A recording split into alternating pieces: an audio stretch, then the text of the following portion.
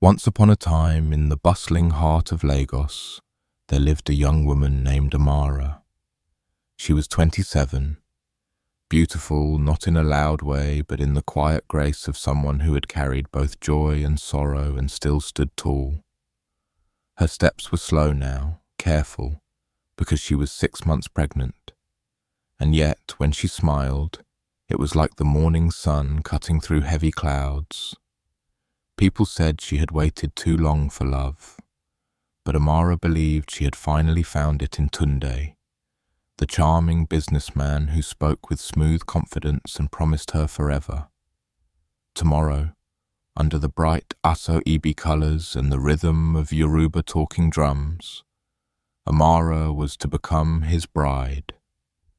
Everyone believed it was going to be the wedding of the year.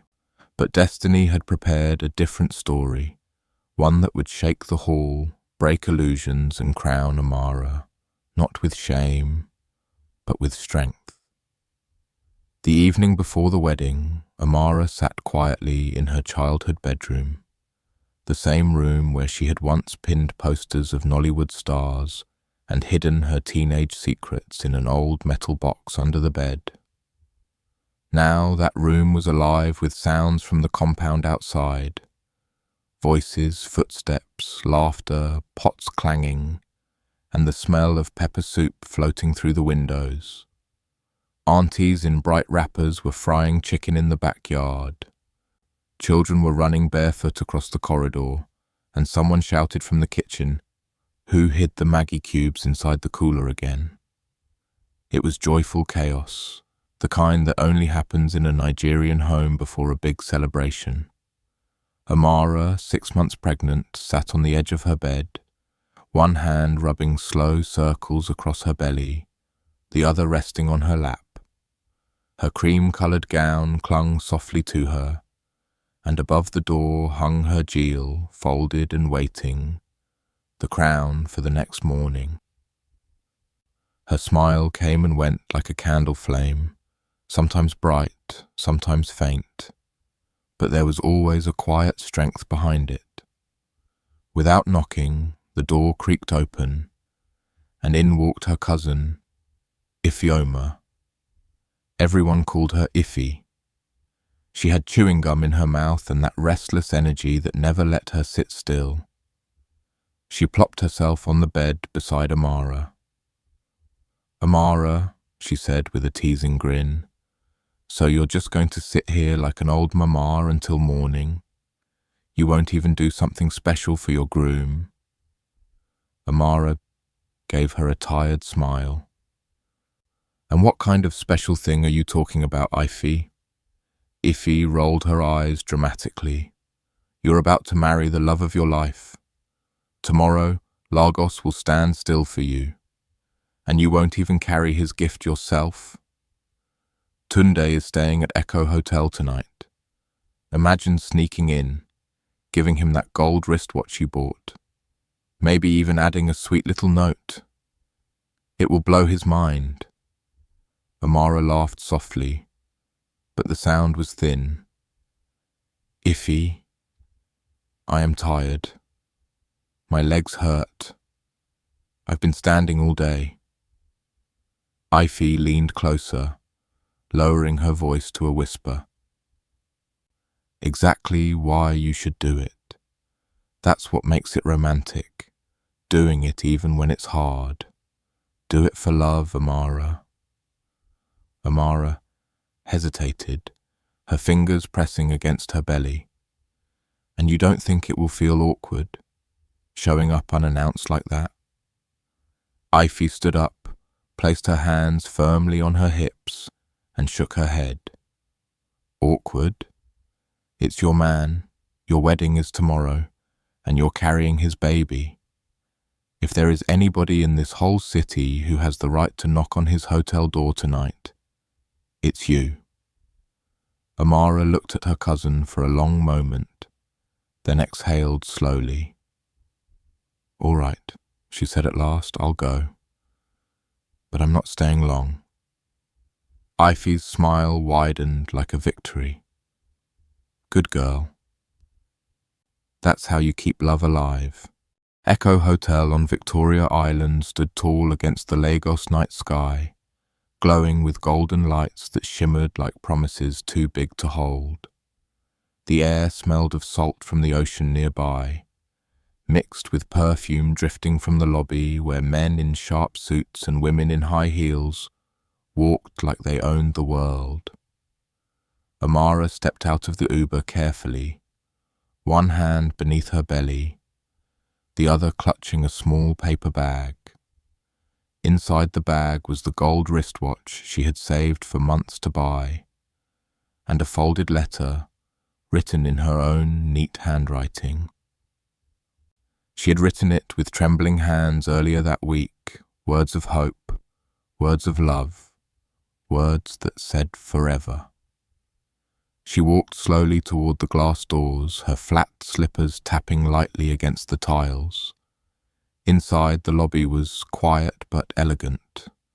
Marble floors, soft lighting, and the distant hum of an elevator. She approached the front desk with her gentle voice. "Good evening," she said, smiling faintly. "Please, I'm looking for Mr. Tunde. He checked in earlier today." The receptionist, a young woman with braided hair, typed quickly on her computer, then looked up with a polite smile. "Yes, ma'am. He checked in this evening, but he left instructions for no interruptions." Amara blinked. "No interruptions?" "Yes," the receptionist nodded, lowering her voice. "He's not alone." The words hit Amara like cold water. "Not alone?" she repeated. "That's correct. He came in with a woman." For a moment the world tilted. Amara forced her lips into a smile that did not reach her eyes. "Thank you," she whispered. She stepped aside, her fingers trembling against the handle of the paper bag. She turned toward the elevator, her reflection staring back at her from the shiny doors, eyes wide, face still. But inside, a storm was rising. Maybe it's a mistake, she told herself. Maybe it's a relative, a colleague, someone from the wedding team. But something in her chest said, "Go up there. Do not ignore this feeling." The elevator doors opened with a soft ding. She stepped inside, pressed the button for the 7th floor, and felt her heartbeat echo louder with each second. When the doors opened again, the hallway was silent and cold, lined with thick red carpet that swallowed the sound of her steps. She walked past room 706, then 208, then 710. And then she froze. Room 712. The door was shut, but muffled voices leaked through. At first just laughter, low and careless. Then a sound she did not want to hear, moaning. Amara's hand flew to her mouth before a scream could escape. She stepped closer, her ear trembling against the wooden frame. It was Tunde's voice, smooth, calm, but cruel. "Amara is too emotional these days," he said, his tone laced with laughter. "Always talking about our future. I'm only marrying her because of the baby. If she wasn't pregnant, I'd have been gone long ago." A woman giggled. "You're wicked." "She thinks this is love," Tunde continued, "but she is nothing without that child. Once the wedding is done, I'll control everything." Then came the sounds of kissing, the creak of a bed, and more laughter, mocking laughter that cut sharper than any blade. Amara's lips trembled, her eyes filled with tears that refused to fall. Slowly, she reached into her bag, pulled out her phone, and with shaking fingers opened the recorder. She pressed record. For 6 long minutes she stood there, recording the voice of the man she thought she loved, the father of her unborn child. She recorded the giggles, the kisses, the cruel words. She wanted to vomit, but instead she held her belly tight, not with joy this time, but with fierce protection. When it was over, she stepped back slowly, like a ghost retreating from a nightmare. She walked to the elevator, her phone still recording the empty hallway as if to capture the silence of her heartbreak. Back in the Uber, her face was pale as moonlight. The driver glanced at her in the mirror. "Madam, are you okay?" he asked softly. She nodded once, but her lips whispered words he could not hear. "I am not the fool you think I am, Tunde. Tomorrow, I will show you." The ride back from Echo Hotel felt longer than the entire city of Lagos. The car moved through streets glowing with night markets, vendors shouting, frying plantain by the roadside, the smell of suya drifting in the air. But Amara saw none of it. She sat in the back seat silent, her phone heavy in her hand, her belly rising and falling with each breath. She did not return straight home. Instead, she asked the driver to stop at a small pharmacy along the road. She stepped inside, bought a bottle of water, a pack of tissues, and a new memory card. Her hands were steady now, almost too steady. Back in the car, she copied the recording to the card, then sent a backup to her email. She wiped her face with the tissues, but no tears came. The driver looked at her again through the mirror. "Madam, do you need to rest?" "I'm fine," she said quietly, though her voice carried the weight of a storm. She sat there for 5 long minutes before whispering to herself, "I am not weak. I will protect this child. And tomorrow, I will not wear shame. I will wear power." That night she lay on her bed, eyes open, staring at the ceiling fan turning slowly above her.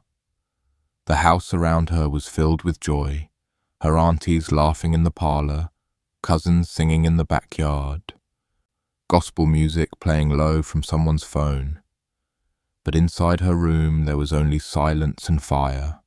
She replayed the recording again and again, each word cutting deeper. "I'm only marrying her because of the baby." Every time she heard his laugh, she pressed her hand tighter to her belly. At 5 a.m, when the compound was already alive with the noise of morning preparations, women peeling yams, decorators tying ribbons, children shouting, Amara rose from the bed.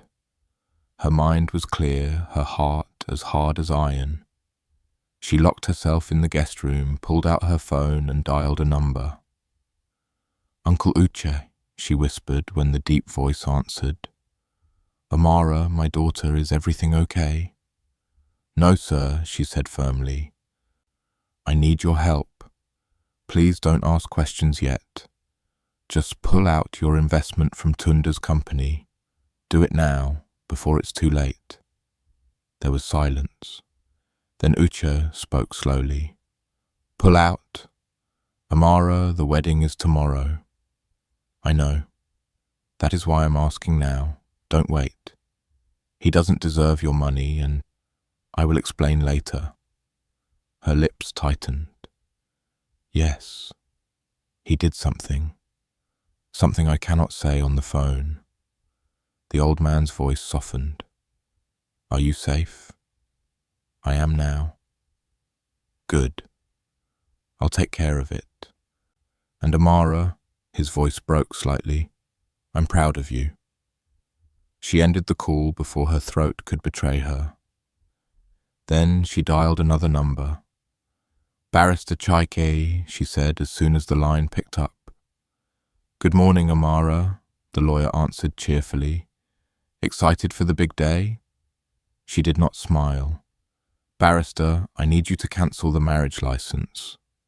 Withdraw it from the registry completely. No wedding tomorrow. Not legally." There was a stunned silence. "Wait. What?" "Amara, are you sure?" "I'll pay any fee. Just make sure that license is invalid before the church opens its doors. Not even for 1 second can it stand." The lawyer hesitated. Is this about Tunda? Her voice was calm, but her words were heavy. I have never been more sure in my life. All right, he sighed. I'll call the registrar's office before they open. Consider it done. But Amara, please, be strong. I already am, she whispered, hanging up. She placed the phone down and exhaled for the first time since last night. She had no ring on her finger yet, and she would make sure she never wore one from him. By 8 o'clock in the morning, the compound was bursting with noise. Women in headscarves stirred giant pots of jollof rice in the backyard. The decorators' boys climbed ladders to hang ribbons on the gate, and gospel music poured from the loudspeakers near the kitchen, shaking the air with joy. To the world, this was the happiest morning of Amara's life.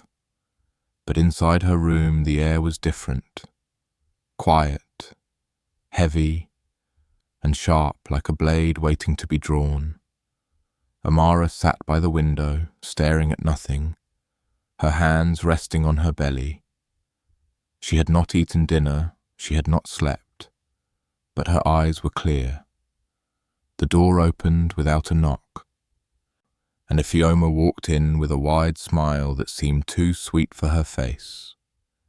She carried 2 plates of steaming jollof rice. "Good morning, bride-to-be," she sang, placing the plates on the table. "You didn't eat dinner, so I brought you something small." Amara turned slowly, her eyes locking on her cousin. "Really?" she asked softly. Ifi's smile stretched wider, almost forced. Her gaze flickered away as if she couldn't hold Amara's eyes for too long. "Yes, of course. You need strength today. It's your big day." Amara reached for the plate, but didn't eat. "Thank you," she said, her voice flat.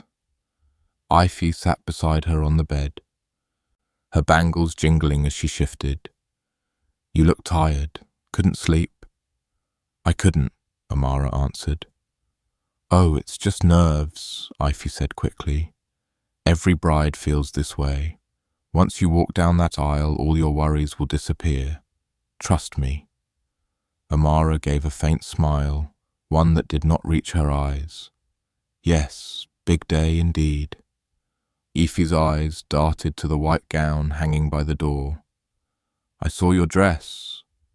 You'll look like a queen today. I wish I was in your shoes. Tunde is a real catch. Handsome, rich, loyal." Amara turned her head slowly. "Loyal?" she repeated. Ifi froze for the briefest moment, then laughed too quickly.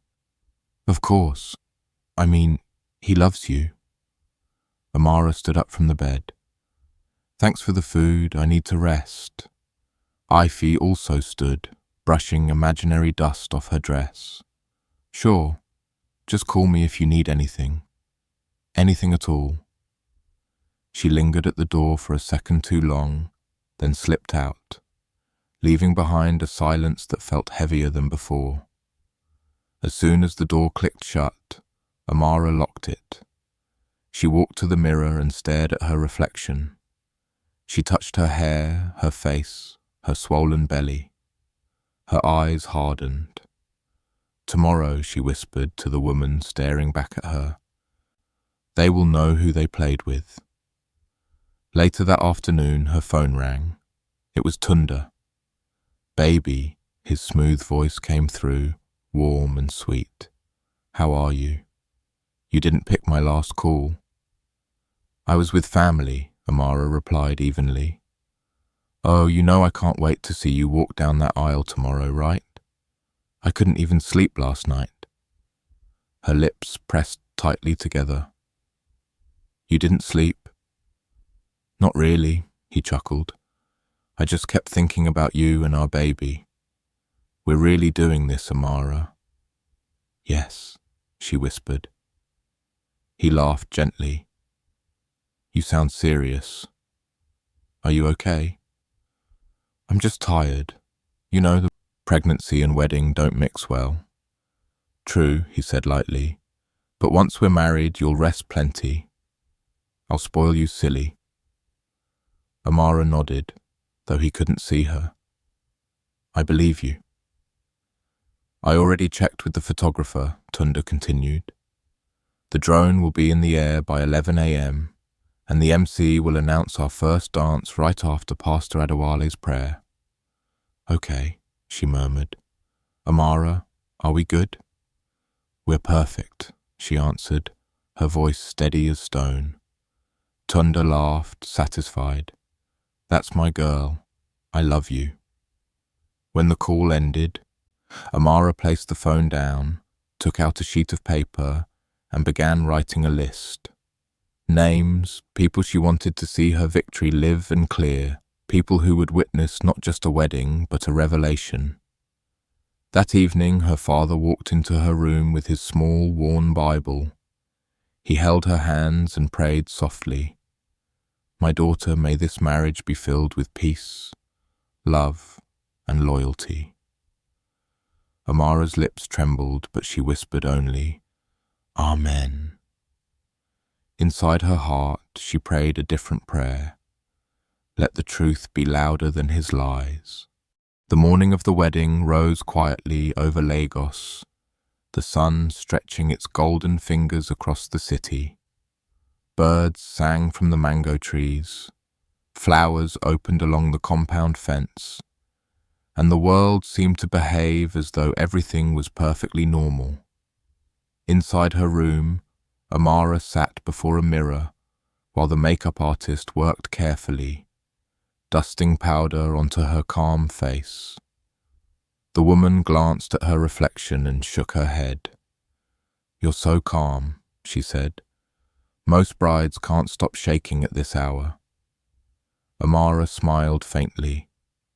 I'm ready. On the bed behind her, the gown lay waiting, white silk shimmering like water. Next to it rested her jewel, folded neatly like a crown of war. As the artist painted her lips, Amara's phone buzzed on the table. She picked it up quickly, her eyes scanning the message. It was from Barrister Chaik, license cancelled, officially withdrawn. No valid marriage can take place today. Good luck. Amara's lips curved into the smallest of smiles. She placed the phone back on the table as if nothing had happened. Downstairs, Tunda was already outside in his wine-coloured agbada, greeting guests as they arrived.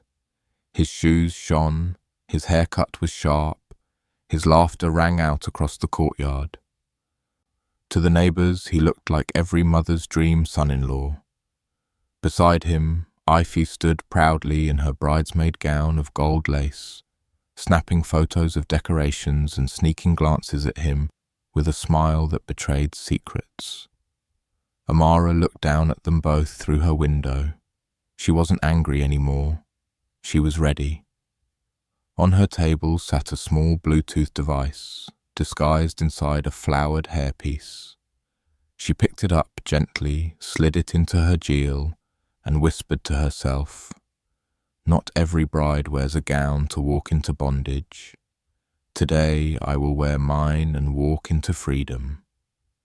The convoy of cars was ready. The horns honked, the crowd cheered, and the cameras rolled. Everyone thought they were about to witness love. But Amara knew they were about to witness war. The church stood tall in Ikeya, its white walls decorated with gold ribbons. Inside, chairs were neatly arranged, pink and cream flowers lined the altar, and a banner stretched above the stage. Welcome to the wedding of Tunde and Amara. Guests filled the hall, their aso ebi shimmering in bright blues and yellows. Ushers bustled about, fixing chairs, guiding families to their seats. The choir tested their microphones while the talking drum beat softly in the background. To the crowd, it was perfection. Outside, Tundo stood proudly at the entrance, his groomsman slapping his back. "Today is your day, bro. You pulled a smart one.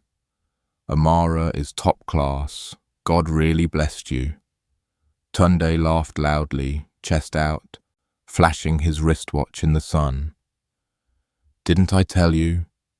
When a man knows what he wants, he takes it." Ify hovered nearby in her bridesmaid gown, pretending to take photos of the flowers, but sneaking little smiles at Tunde whenever their eyes met. Her heart burned with pride. She thought she had won. She thought Amara knew nothing. But inside a different car at the edge of the convoy, Amara sat still as stone. Her makeup was flawless, her veil soft over her face, her gown floating around her like a river of silk. Children shouted, "The bride is here!" Phones flashed as guests rushed to capture her arrival. Her father leaned close and whispered, "My daughter, are you ready?" Amara turned her head slowly, her fingers tightening around her jewel where the device hid. "Yes, Daddy," she said. "I am ready." The car door opened. She stepped out and the air shifted. Guests gasped, some whispered, others shouted. "She looks like a queen." God really took his time on this one. Each step she took toward the church doors was deliberate, slow, unshaken. The sun caught her skin, her veil floated in the breeze, and her silence carried more power than 1,000 drums. Inside, the organ began to play. The ushers moved quickly to guide her down the aisle. Tunda's face lit up when he saw her. He whispered to his best man, grinning, "She came. I thought she'd change her mind. Lucky me." His friend chuckled. "Not every woman will carry your child and still look this good."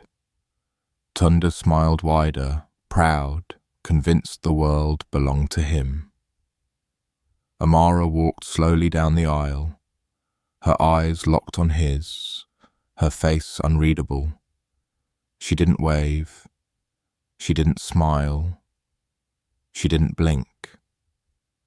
Tunda leaned forward, whispering as she drew near, "You look amazing." Amara said nothing. Inside the church, the atmosphere was alive with whispers, laughter, and the rustle of fine fabrics. The choir's voices floated gently through the microphones, the talking drum beating softly like a heartbeat. Pastor Adewale stood at the altar, Bible in hand, his smile wide as the bride and groom took their place. Amara's father kissed her forehead gently before stepping back to his seat. She stood beside Tunda, veil still covering her calm face, her hands tight around the jewel that carried her secret. Pastor Adewale lifted the microphone. "Good morning, everyone. Today is a special day, a day where two become one, a day where love wins." The congregation clapped, some murmured amen, and Tunde beamed proudly, turning slightly to show the world his bride. Amara did not smile. Her eyes stayed fixed on the pastor, her fingers tightening around the hidden device. Pastor Adewale continued for a few minutes, speaking about trust, unity, and the sacredness of marriage. Then he turned to the groom. "Tunde, it is time for your vows." Tunda stepped forward, taking the microphone with a confident grin. He looked straight at Amara, his voice smooth like oil. "Amara," he began, "from the first day I met you, I knew you were special. You brought peace into my restless life. You brought joy into my days. And now you carry our child. You carry our future." He placed his hand on his chest, his voice breaking slightly, as if rehearsed. "I promise to love you, to protect you, and to walk with you in everything. Today, before God and before our people, I give you my word forever." The congregation clapped loudly, some wiped tears from their eyes. Iffy sat in the front row, her phone secretly recording, her lips curved into a sly smile. Tunda handed the microphone back to the pastor, his chest swelling with pride. Pastor Adewale turned to Amara. "Bride, it is time for your vows." There was a pause. Amara did not move at first. Then, slowly, she reached out and took the microphone. But instead of speaking, her hand slid to her jail. With a quiet press, the small Bluetooth device inside connected to the church's sound system. A crackle filled the speakers. People shifted in their seats. Then came the voice, Tunda's voice. "Amara is too emotional these days, always talking about our future. I'm only marrying her because of the baby. If she wasn't pregnant, I'd have been gone long ago." Gasps filled the church. Heads turned. Some people stood up in shock. A woman's giggle followed, then Tunda's voice again, colder this time. "She thinks this is love, but she is nothing without that child. Once the wedding is done, I'll control everything." Then came the sounds of kissing, of a bed squeaking, of laughter meant for cruelty. Chaos erupted. "Is that Tunda's voice?" someone shouted. "Turn it off," another cried. But Amara stepped forward, her voice steady as stone. "No, let it finish." Pastor Adewale looked at her, stunned but did not move. Tunda's face turned pale, his lips parting, his hands trembling. He tried to grab the microphone, but the pastor blocked him with a firm hand. When the recording ended, silence fell heavy, broken only by whispers and the hum of phones recording. Amara lifted the microphone, her veil still covering her calm face.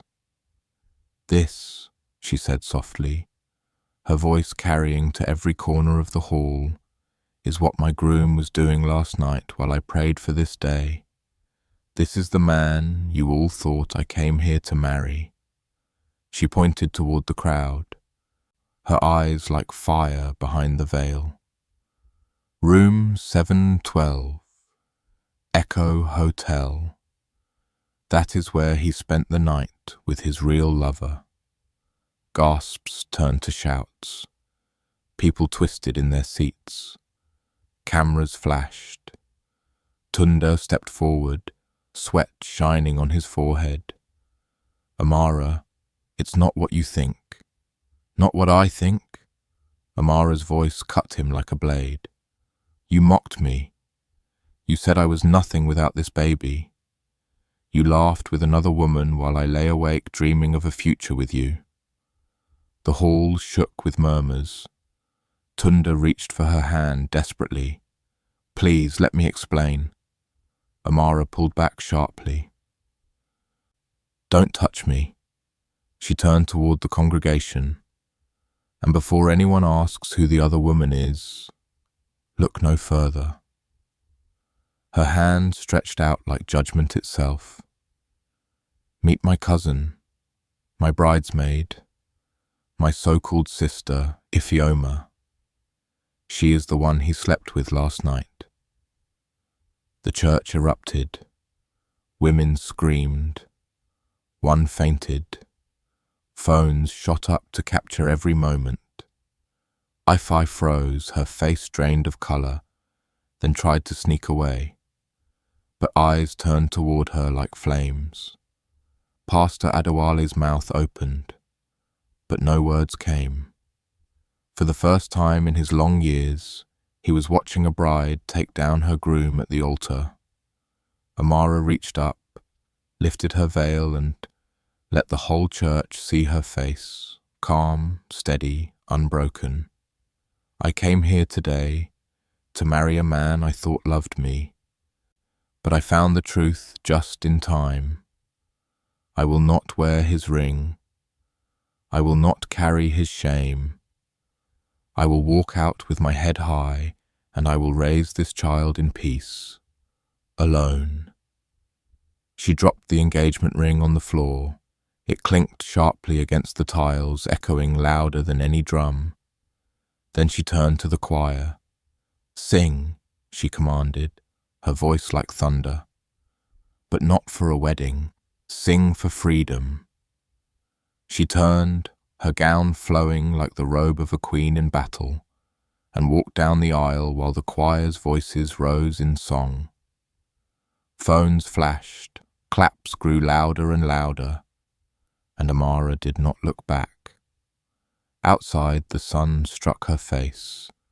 Her lungs filled with fresh air, and for the first time in days, she smiled. Inside the church, silence lasted only a heartbeat after Amara's exit. Then the hall exploded into noise. Women shouted, men shook their heads, and phones rose high to record what had just become the scandal of the year. Tunde stood frozen at the altar, his mouth opening and closing without sound. His mother, Mama Tunde, rushed forward from her seat, clutching her wrapper tightly. "Tunde, what nonsense is this? Tell me it's a lie." "Mama, he stuttered, sweat dripping down his temple. "I don't know what she's talking about." But her hand smacked his shoulder. "You don't know? We all heard your voice, your wicked laugh. You have disgraced this family." "Mama, please." "Shame," she cried, her voice sharp enough to pierce the rafters. "You disgraced the church. You disgraced this family, and with a pregnant bride." Pastor Adewale sank slowly into a chair, Bible still in his lap, his head bowed in disbelief. In all his years of joining couples, never had he seen such a thing. Meanwhile, Ify tried to sneak toward the side door, her head down, her hands shaking, but two women blocked her path. "You're going nowhere," one hissed. "Yes," another shouted. "After what you did, sleeping with your cousin's fiancée the night before her wedding? Shameless girl." Ify's eyes filled with tears. "Please let me go. I didn't mean—" "You didn't mean," the first woman barked. "You didn't mean to betray blood? To lie with her groom all night in room 712? The crowd circled her, phones pointed, voices rising. Ify's knees buckled, her body trembling under the weight of shame. Outside the church, Amara stood in the sunlight, her gown lifted slightly so it wouldn't drag on the dusty ground. Her bouquet hung loosely in her hand, but her face was calm, her eyes blazing with a strength that no storm could put out. A few women gathered around her. One from her father's church asked softly, "Amara, are you okay, my daughter?" She looked at the woman with steady eyes. "I will be." Behind her, someone shouted, "What happened? Is the wedding cancelled?" Another answered quickly, "Cancelled? She exposed him. The groom was cheating with her own cousin." Gasps rippled through the crowd outside. Some guests who had not yet entered the church turned on their heels and hurried back to their cars, whispering furiously into their phones. Amara's father came up behind her, his hand resting gently on her shoulder. "My daughter, let's go home." But Amara shook her head slowly. "I'm not done yet." Her father frowned. "Not done? But you already walked out. What else remains?" Amara's gaze was steady as steel. "One more thing." She turned, lifting her gown, and began walking back toward the church doors. The crowd parted like water before her. Even those who didn't know what was happening stepped aside, sensing the weight of her presence. Her gown flowed behind her like a storm returning. Inside, the noise died instantly when she entered. All eyes turned. Tunda looked up, panic flashing in his eyes. He stumbled forward. "Amara, please, I know what I did was wrong, but don't leave me like this. We can fix it." She kept walking until she stood once more at the altar. Her eyes never left his. She turned to Pastor Adewale. "Sir, may I speak one last time?" The pastor, still shaken, nodded slowly and handed her the microphone. Amara faced the congregation. Her voice was clear, calm, and unshakable. "I want to say something, not just for me, but for every woman who has ever been lied to. For every woman who carried a man's child while he carried secrets. For every woman who gave trust and was paid with betrayal." She turned to Tunda, her voice slicing through the silence. "I gave you everything, my heart, my time, my body, and now my child. I defended you when others doubted. I believed in you when people warned me, and still, you laughed behind my back." She turned to the crowd again. "But I will not cry, not here, not today. Today I choose myself." Then her eyes locked on Iffy, who sat hunched and pale in the front row, tears streaking her face. "Blood is meant to protect, not betray. You were my cousin, my sister, my friend, and still you did this." Iffy lowered her head in shame. Amara turned back to the pastor, her voice steady. "Sir, this wedding cannot continue." Pastor Adewale nodded solemnly. "It is your right, my daughter." Amara took a deep breath, rested her hand on her belly, and looked directly into the nearest camera. "I may walk out of here alone, but I walk out whole, not broken, not ashamed. I am still a bride, but not to a liar." And with that, she turned and walked down the aisle once more.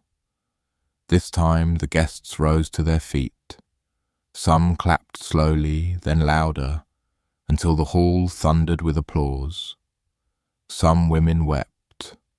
Some whispered prayers.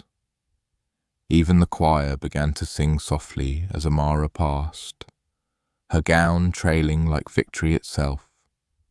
She stepped outside into the hot Lagos sun, and the air filled with cheers. The bride had walked, not into marriage, but into freedom. That evening, Amara sat barefoot on her bed, her gown folded neatly on the chair beside her. Her hair was loosed, her makeup half wiped, her body exhausted, but her eyes alive. She held her belly gently and whispered to her unborn child, "It's just you and me now, and we will be okay." Her phone buzzed on the table. It was her godfather, Uncle Uche. She picked it up. "Amara," his deep voice came, "I've spoken with my people. My investment in Tunde's company is withdrawn. His accounts will freeze in 2 days." Amara nodded, even though he couldn't see her. "Thank you." "I'm proud of you," Uche said quietly. "You did what many women fear to do. You stood." "I had no choice," she whispered. "No," he corrected gently. "You had a choice, and you chose yourself." When the call ended, Amara looked at the wedding invitation still pinned to her wall. She pulled it down slowly, tore it once, and dropped it into the bin. The next morning, she woke to silence. No aunties shouting, no decorators rushing, no gospel music blasting from the backyard. Just quiet. She rubbed her stomach gently. Her baby kicked once, like a reminder she wasn't alone. Her phone buzzed again. This time it was flooded. 10 missed calls from Tunda, 14 from Ify, dozens of messages from relatives, friends, strangers. When she opened Instagram, her name was everywhere. Amara the Brave, #room 712, altar bombshell. A video of her speech at the church had already gone viral, crossing 200,000 views overnight. She didn't know whether to laugh or cry. But one thing was clear. Peace had settled inside her.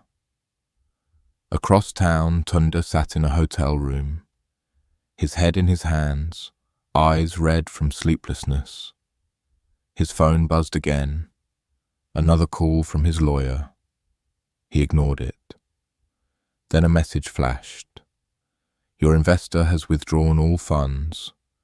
Accounts frozen. We need to meet immediately. He groaned, burying his face. How did everything fall apart in one day? His business was unraveling.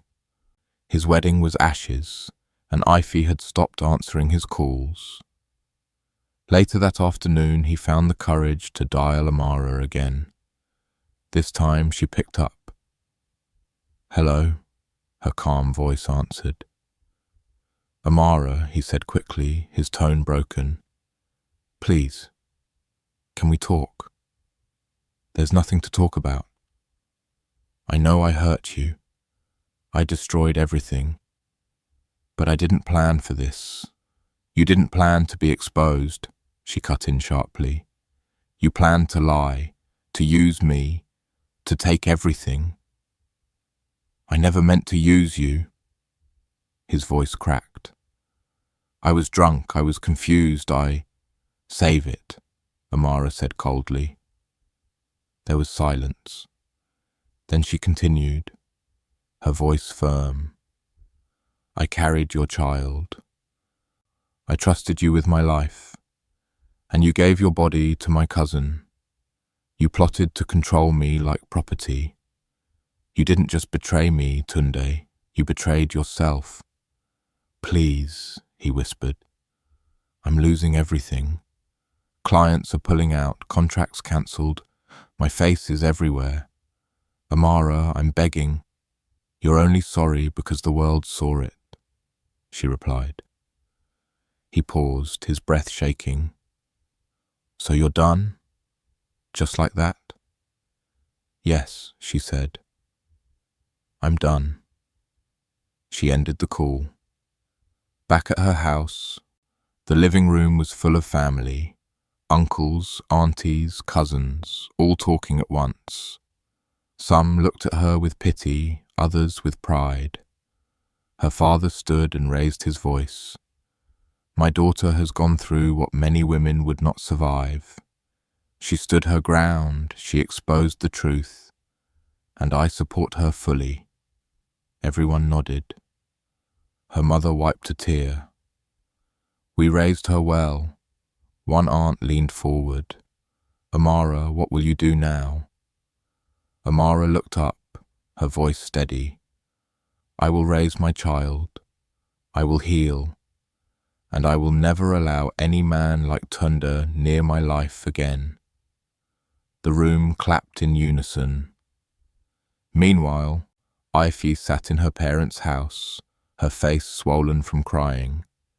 Her father shouted so loudly the neighbors could hear.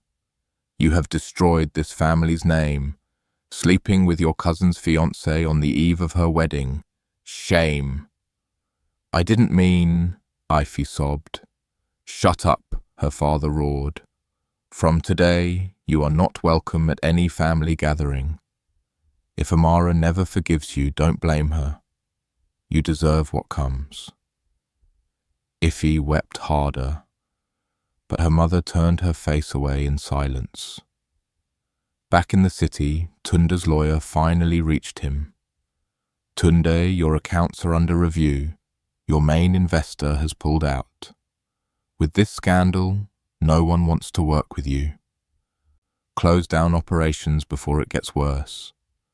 Tunde fell back into his chair, his dreams crumbling like sand in the tide. Meanwhile, Amara's phone buzzed again. This time it was a message from a stranger. "Hi Amara, I watched your video. My husband has been cheating on me for years." I stayed quiet.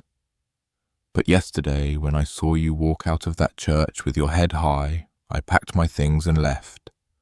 Thank you for reminding me that I matter."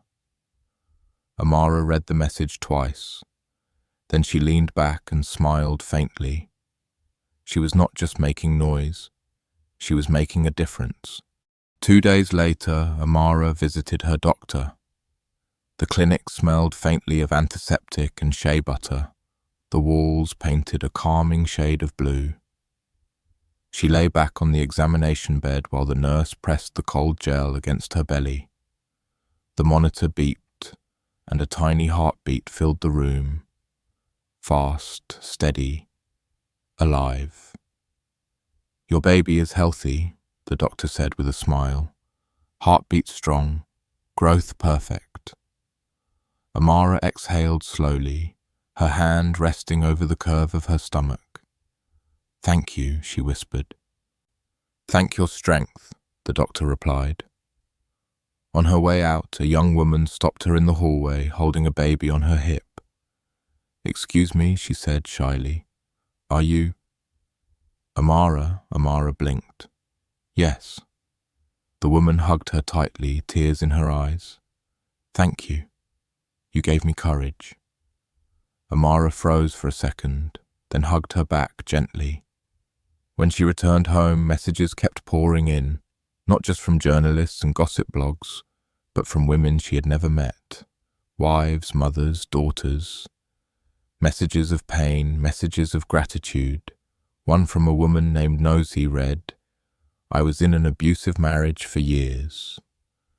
I was too afraid to leave. But after I watched you walk out of that church, I packed my bags. You reminded me that I am worth something. Thank you."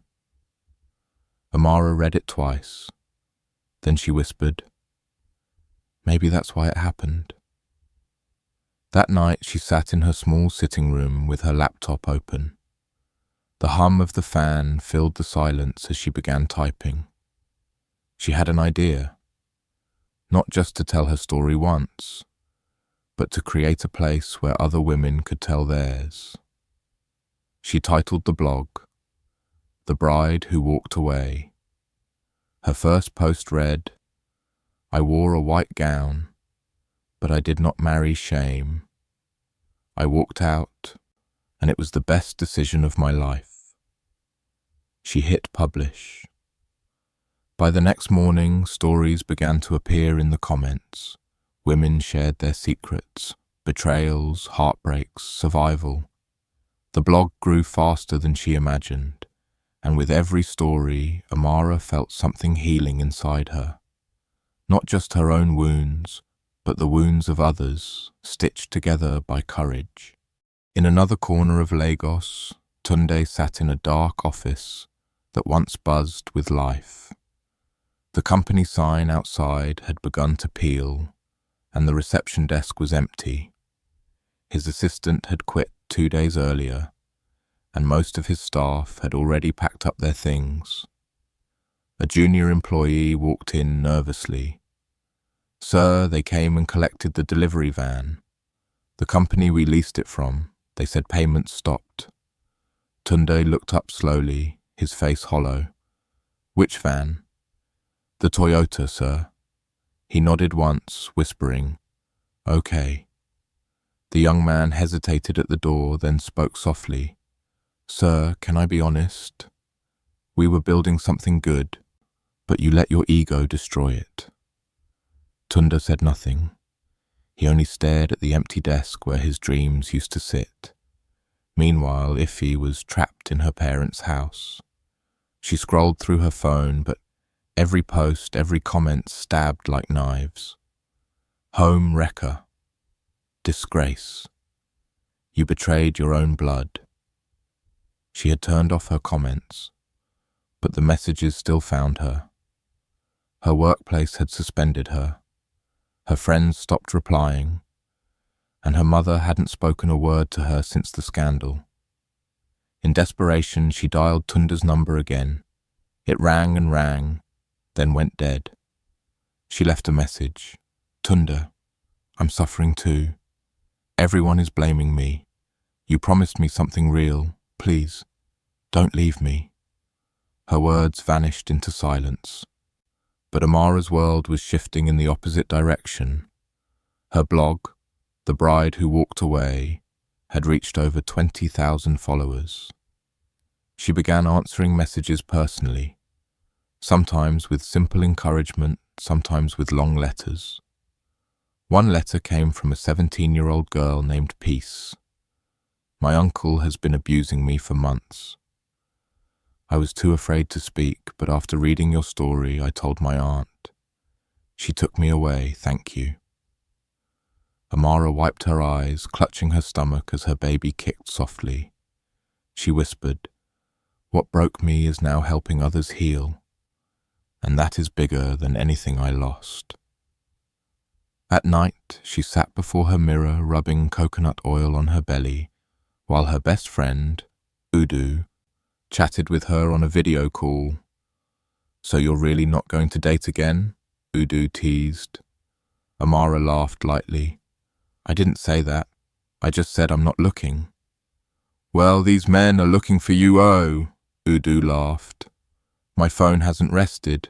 They're asking if you're single." "Let them keep looking," Amara said calmly. "I'm focusing on me, this baby, and my peace." "You're glowing, girl," Udu said with a smile.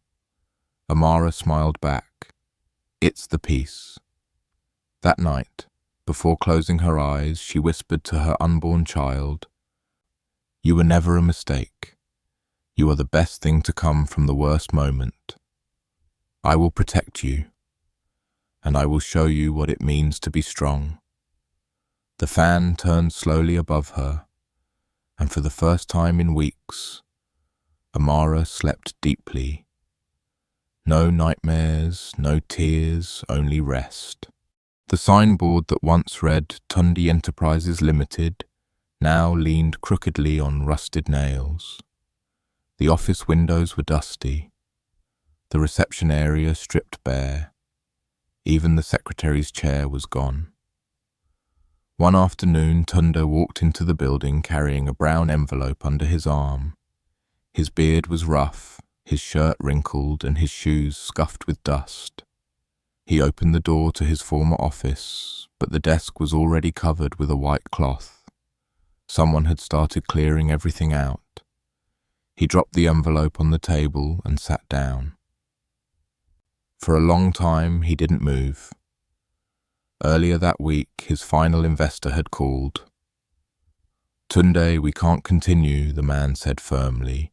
"Please, just 1 month, let me fix things. It's not about fixing, it's about trust. And right now, nobody trusts you." The call had ended. That was the third investor to walk away in 7 days. Contracts were cancelled. Suppliers refused him. Clients cut ties. At night, he had no choice but to return to his parents' house in the village. "Mama." Tunda opened the gate, looked him up and down, and shook her head. "So now you're back," she said flatly. "Mama." I warned you about women like Ify," she snapped. "But you thought you were smart. Look at you now. Shamed across Nigeria, disgraced on the internet." Tunde lowered himself into a chair, his voice breaking. "Mama, I didn't mean for this to happen." She threw her hands in the air. "But it happened. You ruined Amara's life, and now you've ruined your own. Shame has followed you home." She slammed the door and left him in silence. Meanwhile, Ify's condition was no better. Her family had cut her off. Friends ignored her calls. Even her workplace suspended her name from the roster. She sat alone in her room, scrolling through endless insults. Betrayer. Snake. No loyalty. She tried calling Tunde again. No answer. She texted, "I know we made mistakes, but you promised me something real. Please don't leave me too." But the screen stayed blank. Amara, on the other hand, was preparing for a new life. One rainy evening, a sharp pain gripped her belly.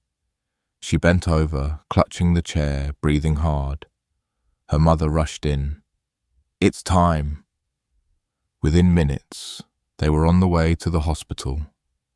Her father sat beside her in the back seat, gripping her hand tightly. "You are strong. Just breathe." At the hospital, the nurses moved quickly. The bright lights, the cold bed, the beeping machines, all blurred together as Amara focused on one thing: bringing her child safely into the world. Hours passed in sweat, pain, and whispered prayers. Then, finally, a cry split the air. "It's a girl!" the nurse shouted with joy.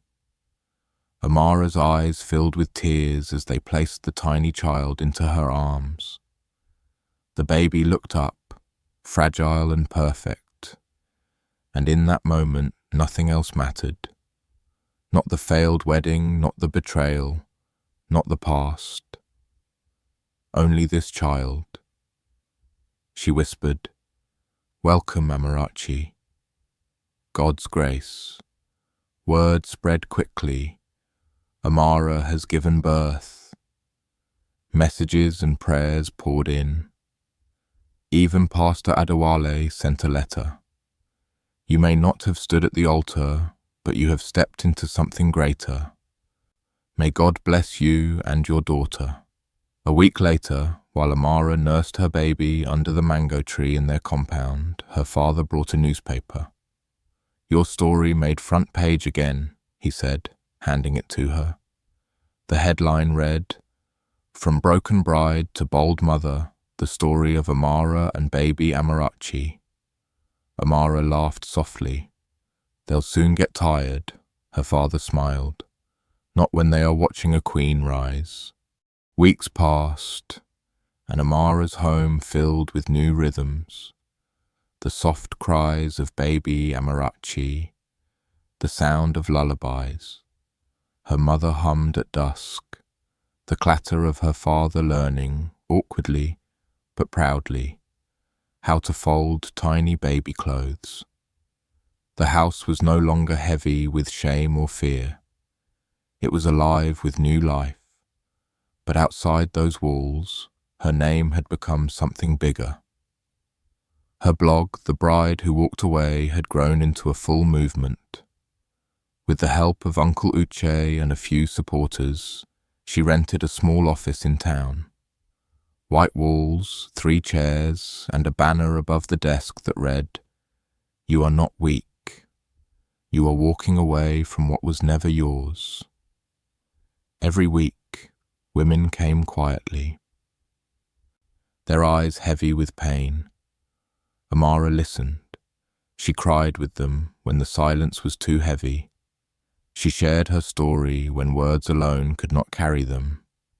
In each of them, she saw herself. One afternoon, a young girl entered the office, carrying a baby less than a year old. Her slippers were too big, her hair unkempt, her voice trembling. "I don't know where to go," she whispered. Amara reached for her hand. "You are already here. You are safe." The girl burst into tears, and Amara held her close. In that moment, she knew this was no longer about her. It was about something larger. Meanwhile, Tunde's fall continued. His lawyer stopped answering calls. His last employees packed their belongings. His office keys were taken by the landlord.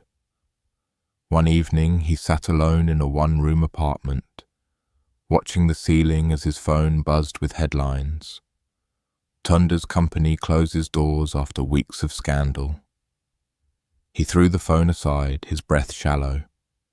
In bars across the city, people whispered when they saw him, "That's the man from room 712. Ify, on the other hand, had become a ghost. Her family forbade her from gatherings, her friends shut their doors. Online, she scrolled through insults. Snake in lace. You ruined your cousin's wedding for nothing. She tried again to call Tunda, but his number was dead. She left messages that no one read, but Amara's star only rose higher. One Sunday she was invited to speak at a women's fellowship. The hall was crowded. Mothers, daughters, even a few men. She stood on the stage, baby Amarachi asleep in a wrap on her chest, microphone trembling in her hand. "I am not here because I am perfect," she began slowly. "I am here because I broke." And I stood again. "I want you to know, no matter what has been done to you, you are not weak. You are not shame. The white gown does not make you a bride. Your dignity does. And if the man beside you does not honor you, then walk." The hall thundered with claps. Some women cried openly. Others whispered prayers. A few rushed forward after her speech, holding her hands, saying, "You reminded me I am still alive." That evening, while Amara sat at home rocking Amarachi, her phone buzzed with another message. This one from a stranger named Ada. "You don't know me, but you saved me. I was in an abusive marriage. After watching your video, I left with my child. Thank you for giving me courage." Amara held the phone to her chest, tears sliding silently down her cheeks. "Maybe that's why all of this happened," she whispered. 2 months after the wedding that never was, Amara's name no longer trended only as gossip. She had become a voice. Churches invited her to give testimony. Women's groups called her to speak. Journalists wanted interviews. Her blog had turned into a foundation, small but steady, offering shelter, legal advice and courage to women who had nowhere else to turn. She walked through the streets of Lagos with baby Amarachi strapped to her chest, and strangers greeted her with respect. Some said, "God bless you, Amara." Others whispered, "That is the bride who walked away." But she didn't care for fame. She cared for peace, for her daughter, for every woman who needed strength. One quiet evening, while folding Amarachi's tiny clothes, her gateman entered nervously. "Madam, that man is outside again." Amara looked up. "Which man?" "The one from the wedding." Her heart didn't race. Her hands didn't shake. She simply said, "Let him in." Moments later, Tunda stepped into her living room. He was thinner now, his face lined, his once polished shoes scuffed. He removed them at the door, standing awkwardly like a stranger in her home. Amara sat calmly, a small cup of water in her hand. "What do you want, Tunde?" He cleared his throat, his voice low. "I just came to say sorry. Not to beg, not to tell stories, just sorry. You didn't deserve what I did. Not one bit." Amara studied him, silent. He swallowed hard. "If I could go back, I'd undo it, but I can't. So, I just wanted to say it to your face." She nodded slowly. "Thank you." He stood there for a few seconds, then turned toward the door. "Tunde," she called softly. He stopped, his shoulders stiff. "I forgave you a long time ago," she said.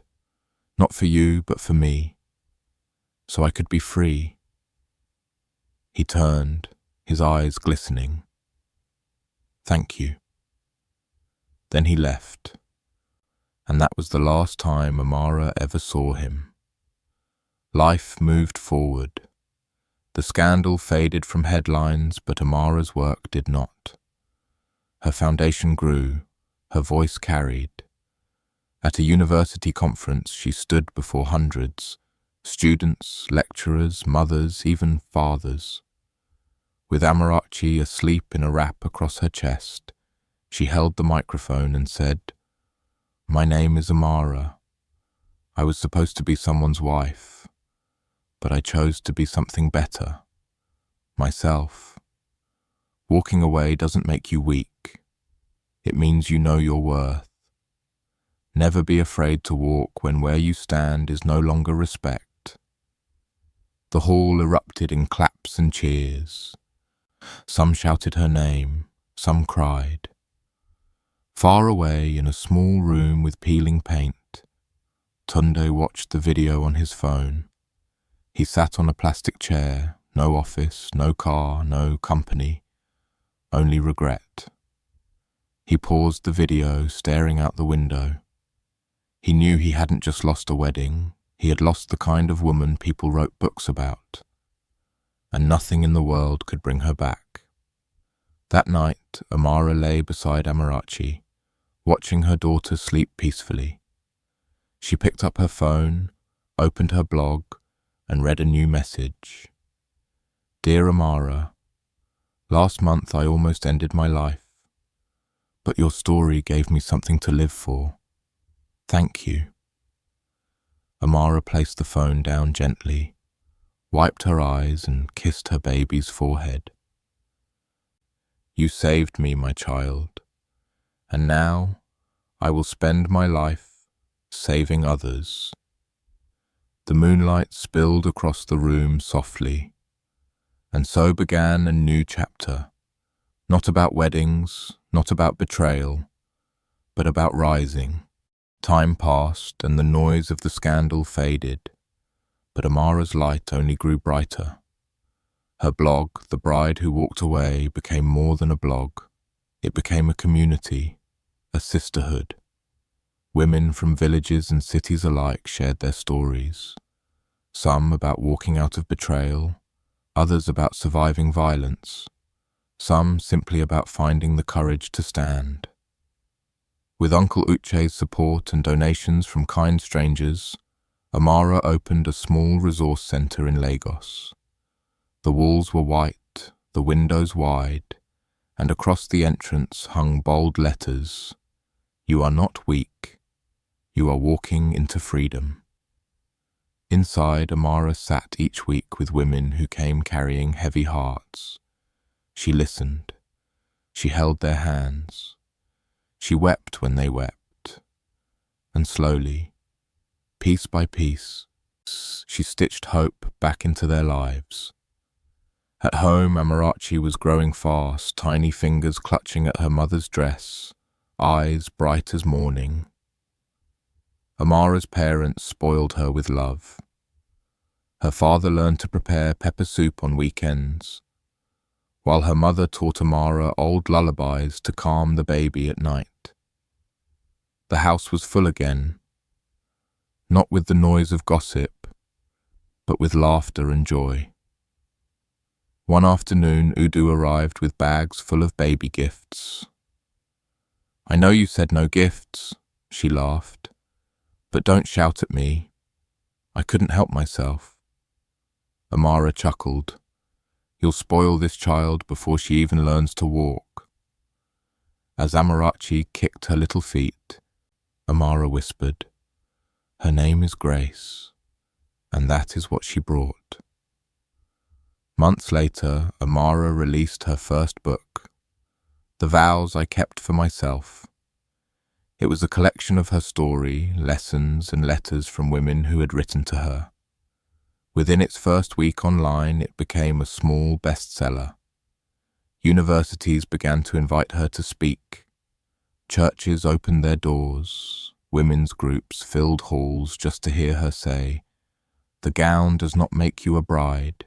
Your dignity does, and when a man does not honor you, walk." Her words carried across Lagos, across Nigeria, even beyond. Some called her Amara the Brave. Others called her the woman who chose herself. And through it all, she remained the same, quietly strong, lovingly devoted to her daughter, and unshaken in her mission. Meanwhile, far away, Tunda lived in the shadow of his choices. His name had become a warning whispered in bars, "Don't be like him." Ify, too, faded into obscurity, her betrayal remembered long after her beauty. But Amara's name lived differently, not as scandal, but as strength.